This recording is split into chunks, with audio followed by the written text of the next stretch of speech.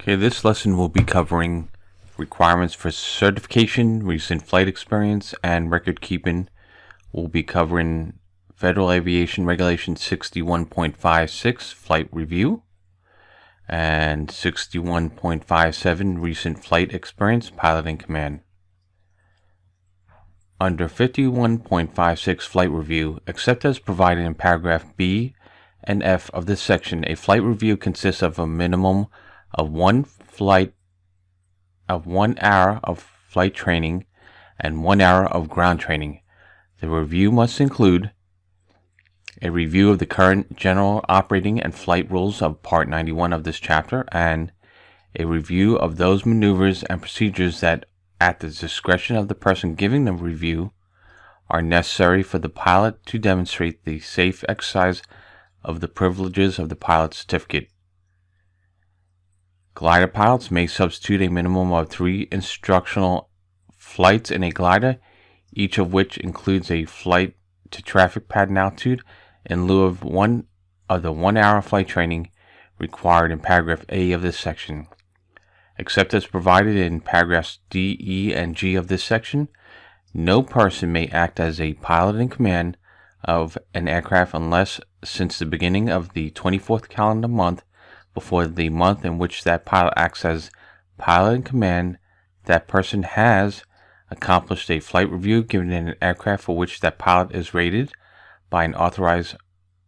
instructor,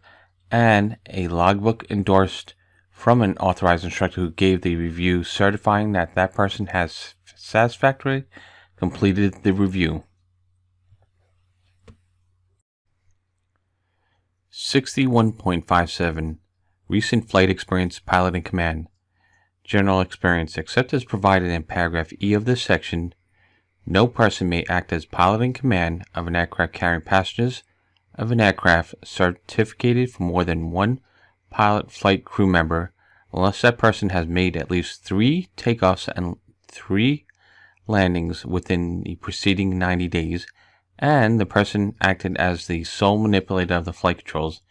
and the required takeoffs and landings were performed in an aircraft of the same category, class, and type if a type rating is required,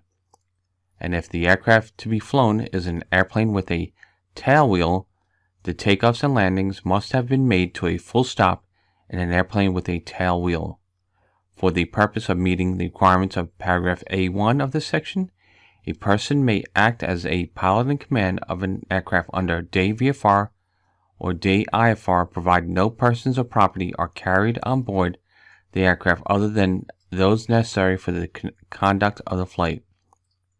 The takeoffs and landings required by paragraph A1 of this section may be accomplished in a full flight simulator or flight training device that is approved by the administrator for landings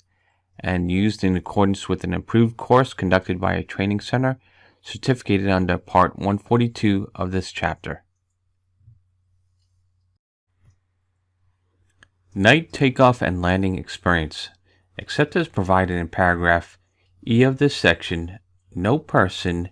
may act as pilot in command of an aircraft carrying passengers during a period beginning 1 hour after sunset and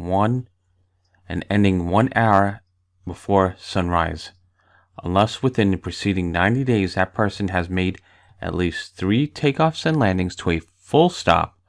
during the period beginning 1 hour after sunset and ending 1 hour before sunrise, and that person acted as sole manipulator of the flight controls and the required takeoffs and landings were performed in an aircraft of the same category, class, and type if a type rating is required. The takeoffs and landings required by paragraph B1 of the section may be accomplished in a full flight simulator that is approved by the administrator for takeoffs and landings